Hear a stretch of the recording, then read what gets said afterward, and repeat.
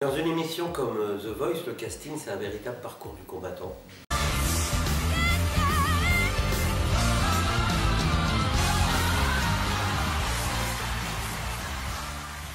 Le casting est ouvert 12 mois sur 12, j'allais dire 24 heures sur 24, il ne faut quand même pas exagérer, on dort un peu.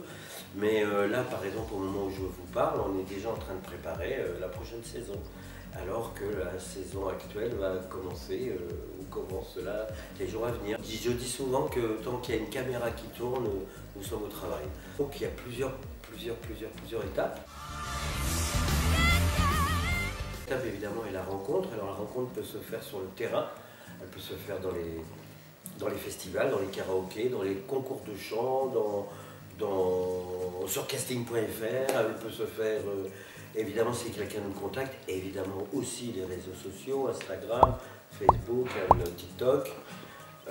Elle se fait partout, elle se fait aussi dans la rue, terrasse de café, partout, dans le métro, partout où ça chante, nous sommes là. Et nous essayons de vous rencontrer. Alors une fois qu'on vous a rencontré, ben après on va en savoir un peu plus sur vous. Donc on va vous demander de nous envoyer des vidéos, renseignements artistiques. Nous on s'intéresse qu'aux renseignements et aux informations artistiques. On fait connaissance, donc c'est long.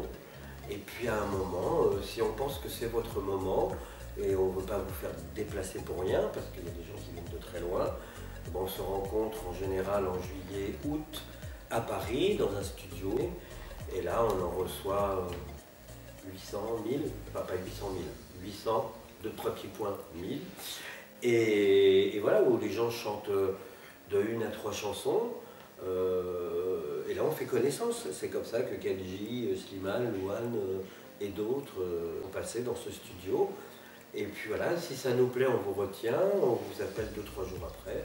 Et là on commence un travail, parce que dans The Voice, c'est une émission où on travaille énormément. Donc on travaille avec les coachs vocaux, dont Damien Silver, il y a Nathalie Dupuis, il y a Angie, et il y a Géraldine, voilà. Donc il y a 4 coachs vocaux qui sont à la disposition, à votre disposition, pour travailler évidemment la voix, mais aussi l'identité musicale, pour choisir les chansons, pour la prise de tonat, tout ça est très technique. Dans The Voice, on travaille beaucoup, mais les artistes apprennent aussi beaucoup. Et puis, une fois que ce rendez-vous est effectué, après on passe aux répétitions. Avec Olivier Schultes, le directeur musical, et ses musiciens. Et là, on travaille le morceau dans les conditions du direct, plusieurs fois. Et tout ça, ça représente énormément de travail, puisqu'il y a à peu près 200 personnes chaque année qui travaillent à un morceau. Et puis après, il y a une audition finale, parce que ce n'est toujours pas fini, avec notre diffuseur TF1, Universal, notre partenaire, et évidemment tous les membres d'ITV.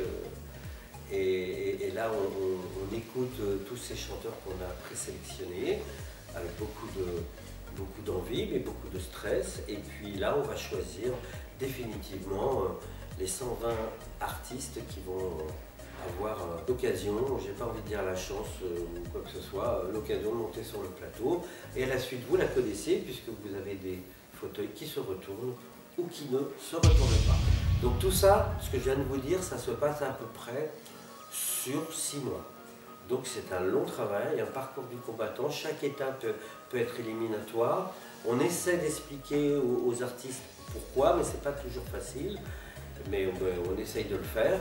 Mais souvent, et c'est le cas de Marguerite, la gagnante de la saison 2021, qui avait passé le casting 4 fois, avant que finalement on lui dise oui et que finalement elle gagne. Donc forcément, quand on est un artiste, on aurait envie que ça se passe tout de suite, ici, immédiatement. Mais parfois, il faut savoir reconnaître que vous n'êtes pas prêts. Parfois vous êtes prêts, parfois vous n'êtes pas prêts. Et parfois nous aussi, on fait des erreurs, parce que la rencontre ne se fait pas. Comme The Voice, c'est effectivement un tremplin. Oui, évidemment, c'est un accélérateur de carrière. En revanche, pour que ce soit profitable, il faut que vous soyez prêts. Il faut savoir qui vous êtes, ce que vous avez envie de dire, y compris dans les reprises, les covers que vous allez chanter, qui doivent annoncer ce que vous allez écrire, composer plus tard, à moins que ce soit déjà fait. Et je pense que le bon moment pour faire The Voice, c'est le moment où on a quelque chose à dire au public quelque chose que le public pourra retenir.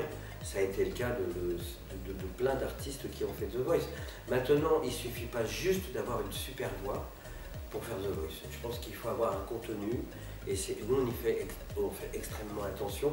Mais pour faire The Voice aussi, il faut représenter une diversité musicale, jazz, rock, musique urbaine, etc., classique, etc., mais aussi ethnique.